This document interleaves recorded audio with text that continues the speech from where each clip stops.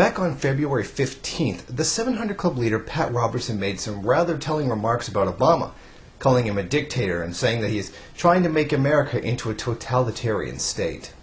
He doesn't care about the real management of the United States government. All he wants to do is to get reelected and to impose a so-called progressive agenda upon America.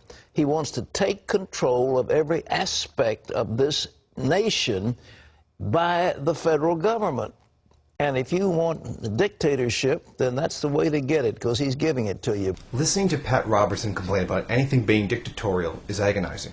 The man himself is a Christian fascist. Long story, we all know, wants to force everyone to be Christian and invade and kill anyone who refuses to convert. It's been rehashed over and over again and repeated in as many atheist videos as there are contradictions in the Bible. The hypocrisy inherent in this statement is already well spoken about, and there's no need for me to go over it. What is more important to point out is the political hypocrisy behind his statement. During the years of the Bush administration, the same fascist laws were being pushed into effect, and he was around the bandwagon cheering them on. In fact, this is a very typical stance of the right wing. They have no qualms about a Republican putting through laws to spy on its citizens, take away rights, remove due process, and murder millions of Arabs and overseas. They were the most vocal supporters of these measures and screamed all the same freedom rhetoric cover story for fascism that the government did. It's interesting to see them all change their tune when a Democrat decides to continue with those same policies.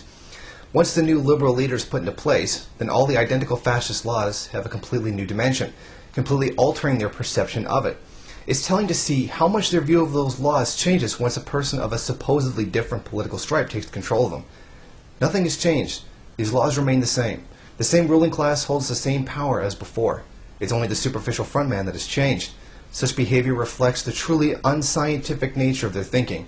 They'll have no acknowledgement that they supported these same fascist measures under Bush. They'll refuse to acknowledge that it was their supporting of it previously that gave it the momentum to be passed into law now.